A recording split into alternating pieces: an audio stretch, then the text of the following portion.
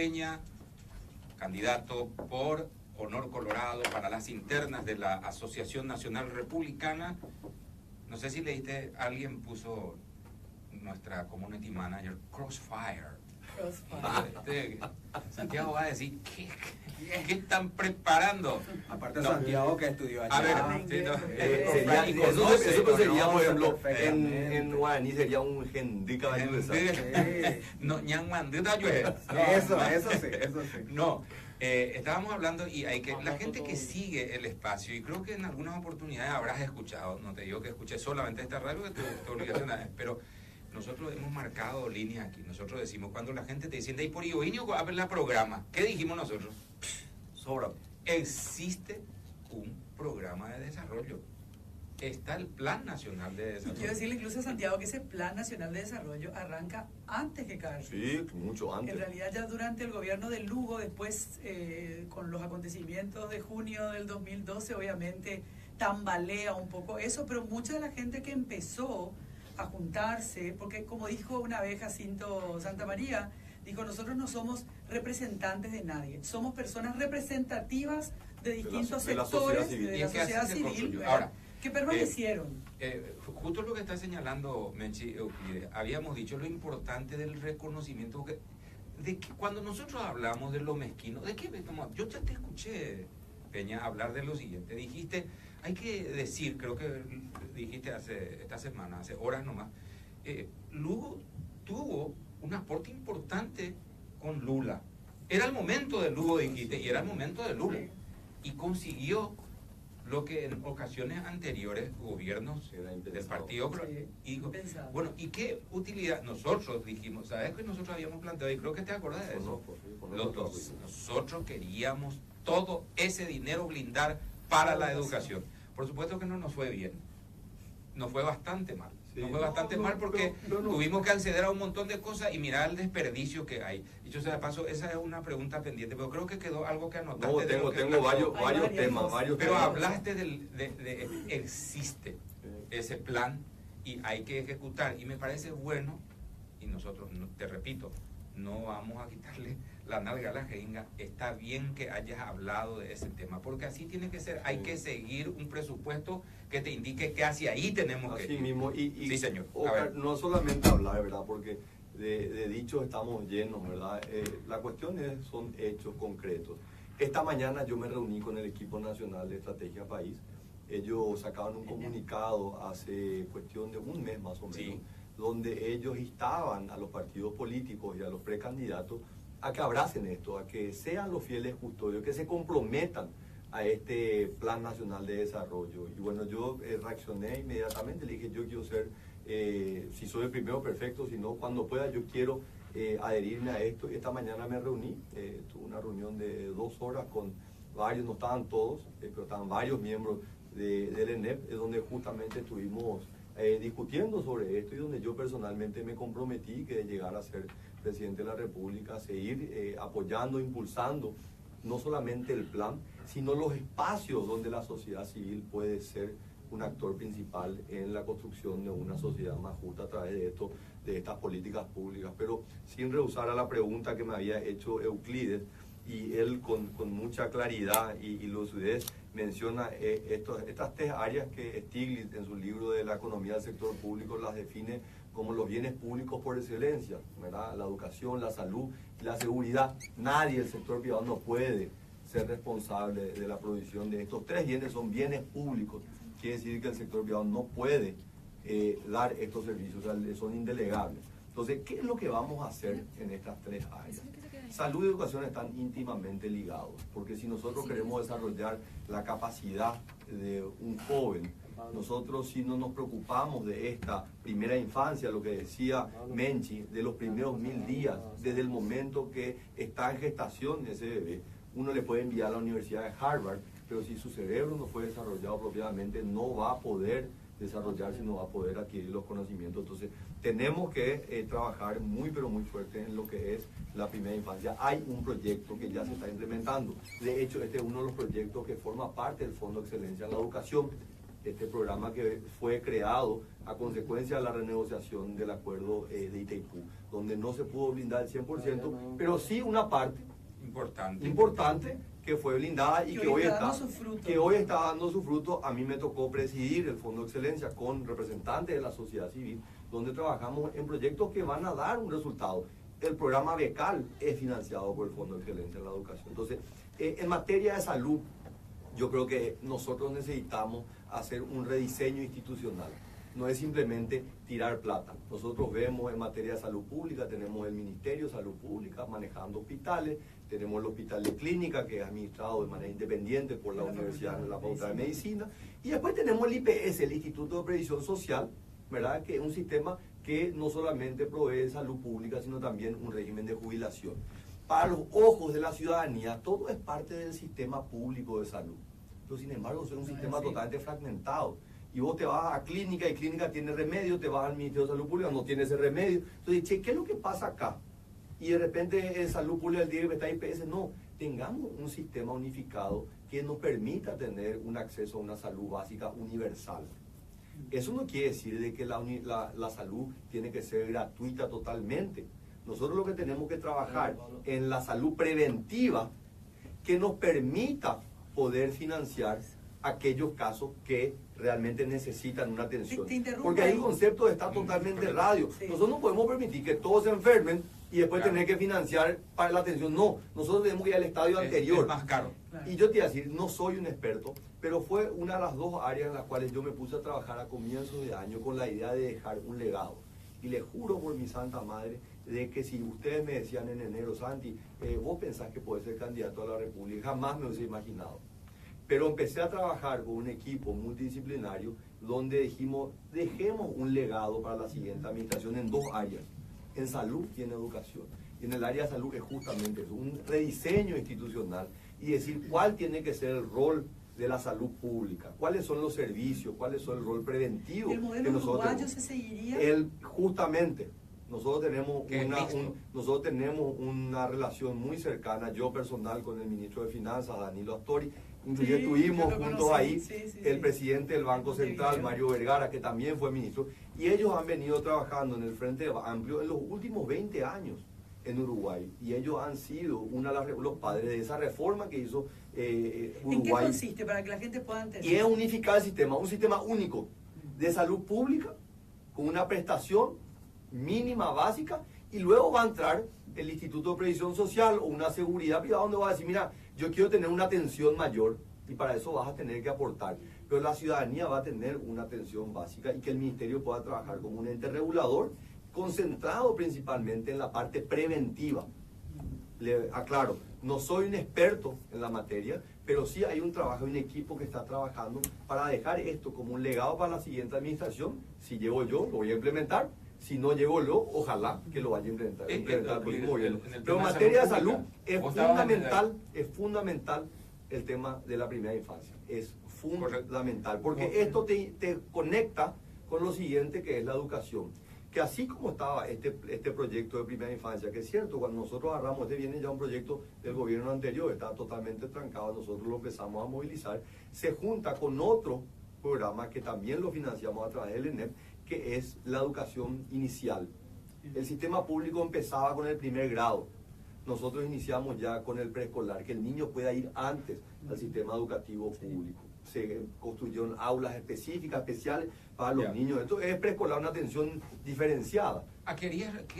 Es sobre lo de salud pública. En materia de salud pública, ¿vos encontrabas alguna dificultad al modelo uruguayo? Sobre todo... No, al contrario. Sí. El modelo uruguayo inclusive lo imitó Serra, que fue candidato a presidente, después fue candidato a prefecto de San Pablo. Justamente la teoría de los sectores progresistas de América Latina, y Danilo Astori es uno de sus principales exponentes teóricos y prácticos, justamente eran homogeneizar la gestión pública en materia de salud y en materia de educación. Por lo que señalaba Stiglitz, y lo repite Peña, son responsabilidades intransferibles del Estado. Cuba lo hizo mucho antes, con algunas imperfecciones. Ya hablábamos la vez pasada del diagnóstico precoz del embarazo como política pública de prevención de la niñez desde la primera de los primeros días, para que efectivamente se convierta en un recurso de desarrollo del país. Pero O sea, hay que explicarlo bien, porque Claro. eso implica separar del sistema de previsional No, pero la salud. Es fundamental. No, es no, pero fundamental. eso no va a ser de hecho, fácil. una de las cosas No, pero que no va a ser nosotros, fácil, a eso no pero me quiero refiero. justamente a propósito de lo que estás diciendo, Oscar, me parece que una de las cuestiones que hemos señalado como errores de este gobierno de Cartes ha sido su escaso, casi nula comunicación de muchas de las cosas que podían tener objetivos más que nobles y buenos, pero no fueron bien comunicados, a tiempo no se dio la comunicación o no fue lo suficientemente clara. Me parece que cualquier candidato debería incluir como parte incluso de su propuesta de gobierno es la socialización de absolutamente todo de manera intensiva, Pero para fíjate, que todos podamos de alguna forma empoderarnos de eso que se Menchi, lo que plantea, no se ¿verdad? transmite no es No es transparente. transparente Pero y ya Santiago empiezan está las planteando- dudas y todo lo demás. Yo no puedo tratarle de Peña. Santi. Me encuentra una Yo barbaridad. digo Santiago. Yo porque somos amigos.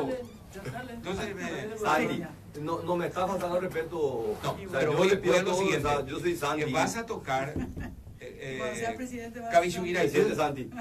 en el tema de hacer que definitivamente, porque creo que López Benigno habla del Sí. mismo tema. Entonces, llegó a tu juicio, en tu gobierno, vos vas a separar, si esa es la idea, salud de jubilación en el sistema previsional. Totalmente.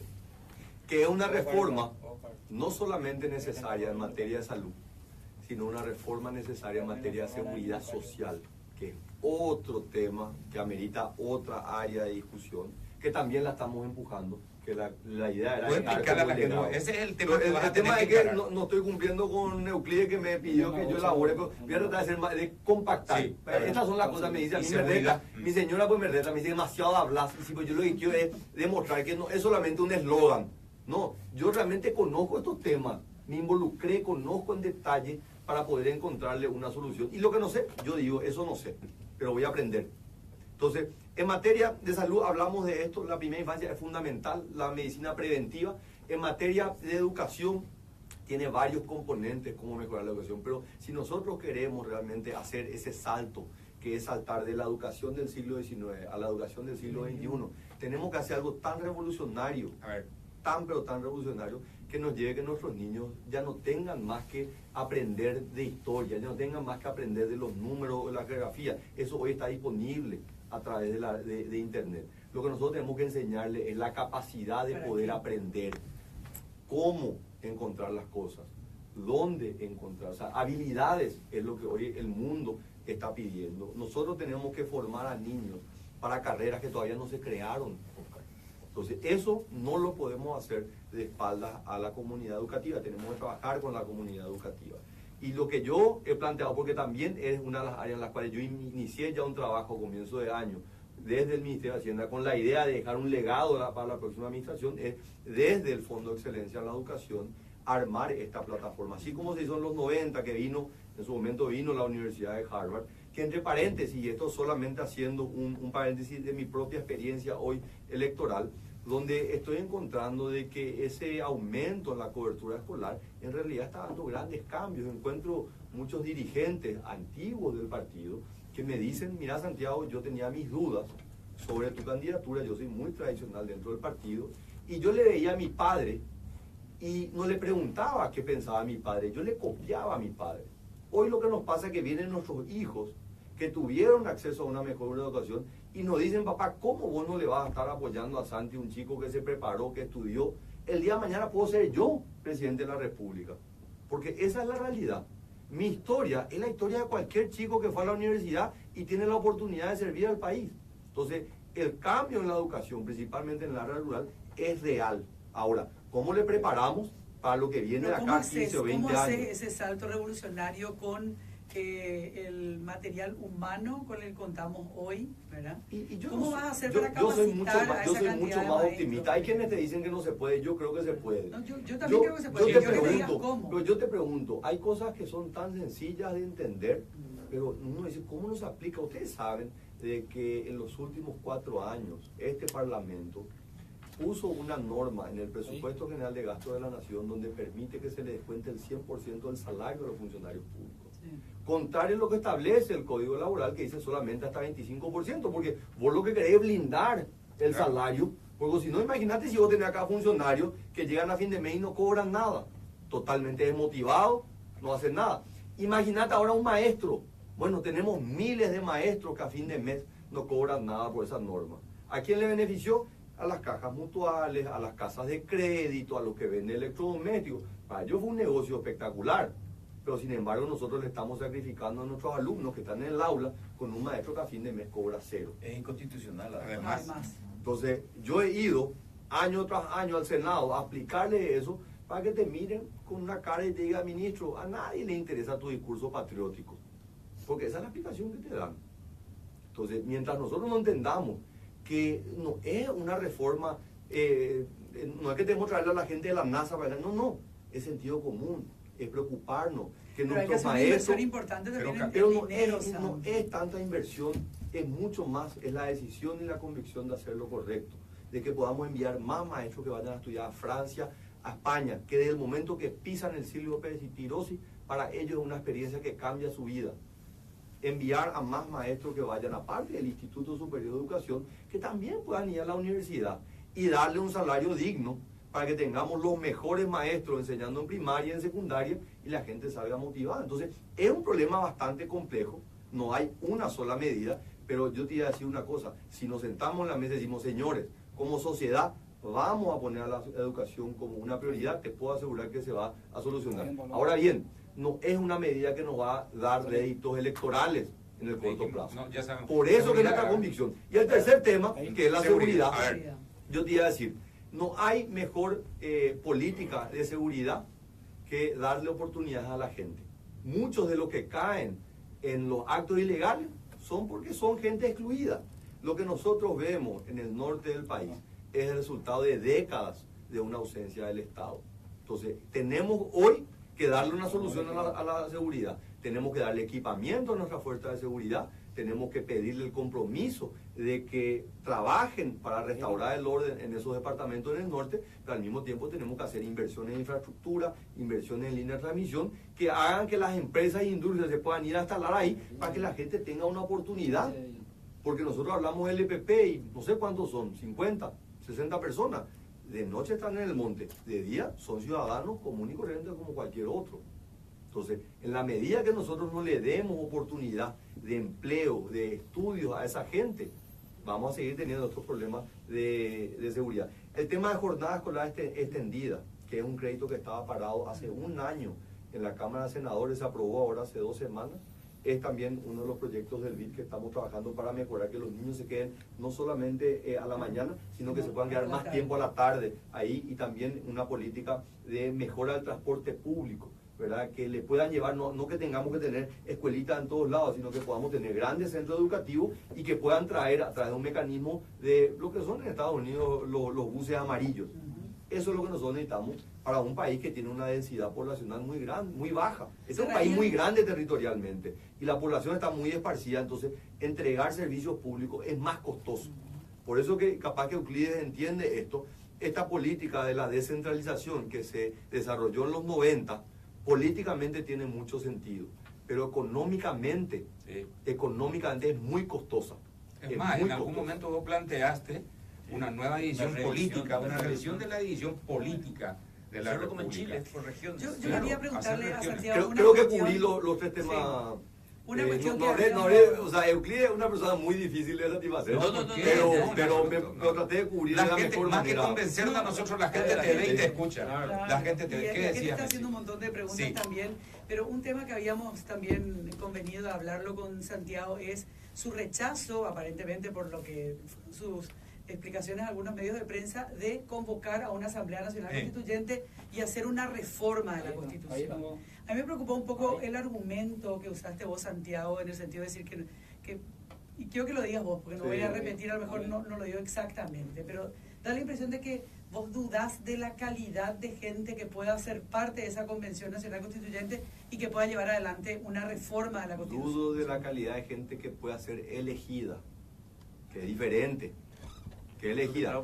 Yo tenía 11 años en el año 92, creo que 11 o 13 años, pero lo que cuentan de que en ese momento eligió De toda la palabra, entonces. a los Cambiemos el código electoral, a los intelectuales más encumbrados en ese momento. Se aseguraron de que había representación de las comunidades campesinas, indígenas, pero ahí no fue una elección como las hoy conocemos en Paraguay. Correctísimo. Entonces, ese es el miedo, pero- no es que estoy en Claro, contra, pero entonces- me genera temor. Esa es otra Pero cuestión. no. Entonces cambiemos el código El electoral. Ahí yo no soy un experto, yo creo que ustedes No. conocen mucho mejor. Ustedes Te ya vamos lo a vienen pedir- encubierto para que veas que yo escucho. Ahí Ustedes te ya vienen vamos a- hablando que el tema que desbloquear las listas no es la solución. No, No es la Excelente. solución. Pero hay que explicar Puede estas ser, cosas porque la te gente vamos a dice, pedir- te vamos a pedir tu voto para que nos acompañe acompañe en el esa cambio del código cruzada electoral. sobre el sistema electoral. Sí. Que yo sé que estás estudiando, que tenés un equipo multidisciplinario. Pregunta bien cómo funciona, a quiénes beneficia, justamente a esas personas que líderes políticos nuevos están tratando de ver dónde está la trampa aquí que no se puede resolver dentro de los partidos políticos.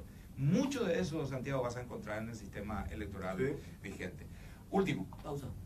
No, se va. Ah, se va Y ya. nosotros también. Yo Hay le que quería redondear, preguntar, Euclides, de cortito, lo que hacemos. algo de Cortito, lo político, sí, sí. cortito. Usted tiene muchas posibilidades de ser electo presidente antes de los 40 años. Creo que va a ser el segundo presidente que puede conseguir eso en la historia. Primero, si ya le cayó la ficha de eso, ¿no? De lo importante del cargo que usted puede llegar a ocupar. Y en segundo lugar, si considera que va a poder generar peso político propio una vez que sea electo, para que, porque mucha gente piensa esto, Y esa es la usted pregunta muy que se repite débil aquí en la audiencia. políticamente y pueda así ser más independiente del actual presidente Horacio Cartes, que es quien básicamente lo colocaría Lo patrocinó y en lo el puso poder, en ese digamos. lugar. Sobre si me cayó la ficha, y mira, yo respondo de la siguiente manera. Para alguien que se enteró que iba a ser padre a los 17 años, que fue miembro del directorio a los 32 y ministro de Hacienda a los 35, me cuesta hoy pensar en algo que me va a hacer tener miedo, te soy sincero.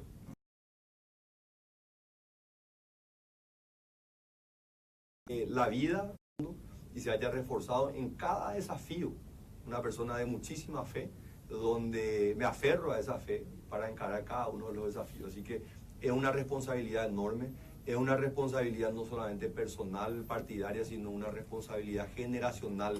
Hay una generación de paraguayos y paraguayas que hoy están viendo en mí a alguien que puede realmente cambiar. Lo que me lleva a la siguiente respuesta, ¿verdad? Que voy a tener el peso político. Yo creo que sí, pero no va a venir a través de un peso, de una imposición, ¿verdad? Tenemos que reconocer, nuestra historia nos ha marcado mucho y le ha marcado a una generación de paraguayos sobre la visión del hombre fuerte, el que golpea la mesa. Yo soy de una generación que cree en aquel que puede inspirar, en aquel que puede motivar, y en eso es lo que me voy a basar, en el poder de la palabra y en el poder de construir una visión de una sociedad más justa, que es diferente. Pero Eso no no- quiere decir que voy a ser una persona blanda. No tenemos que confundir. Uno puede tener el puño de hierro, pero puede tener un guante de seda. Pero parece no estarías contundente acá, la no estarías declaración. acá, Santiago, si no tuvieras a Horacio Cartes detrás. O sea, vos no hubieras sido hoy candidato de honor colorado si no hubiera Jamás, estado jamás. Por eso Horacio yo digo, Cartes por eso yo detrás. digo que Horacio Cartes es un factor disruptivo en la historia política del Paraguay.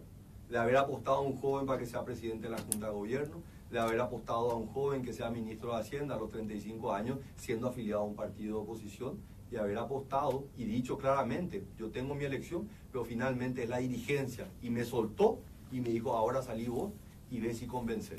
Y 17 departamentos recorrí en 15 días. O sea que podría haber un peñismo, digamos, dentro del Partido Colorado en algún momento dado. Yo creo que lo que vamos a construir es un movimiento en el cual todos los paraguayos tienen que formar parte.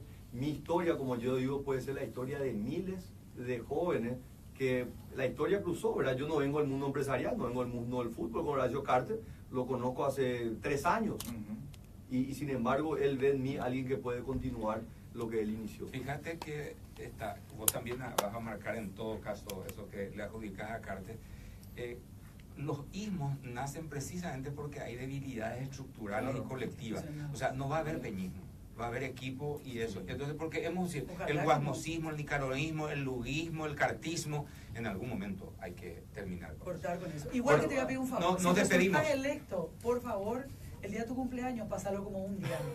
Porque me parece realmente enfermizo ver de vuelta esa cola de gente perdiendo todo un día de trabajo, porque se perdió un día de trabajo. Había ministros, directores de entes, que en vez de estar en sus lugares de trabajo, Ministro de la Justicia Electoral. Ministro de la Justicia Electoral, Vamos. inadmisible, señor Jaime Bestar, inadmisible que usted haya estado ahí. Por Menchi, favor, te pido, Menchi, Santiago, yo- elimina. Menchi, El pero- primer dama ya está eliminado, ¿verdad? Menchi, Por yo favor, te 8 iba a despachos decir, nefastos. yo te pido, Menchi, ustedes gente, ustedes son personas que influyen muchísimo, que llegan a muchísimas personas. Salgan a recorrer y déanle a la gente. La gente se emociona hasta las lágrimas. Y que se Santiago, emocione, Y pero la no. gente le quiere No, no, ver, le mira. quiere Perfecto, tocar, que le quiere Ahora, tocar. Santiago, Yo lo que vos contar. hiciste, Santiago, lo que vos hiciste, yo hice en la década del 90. Y mucha gente te va a decir dónde estuvimos. Conozco. Hay guaños. No tengo nomás la posibilidad que tenés vos y además no quiero. Pero nada te impide. No, Pero nada te impide. Nos vamos. Gracias, Santiago, por estar. Muchas gracias. Bueno,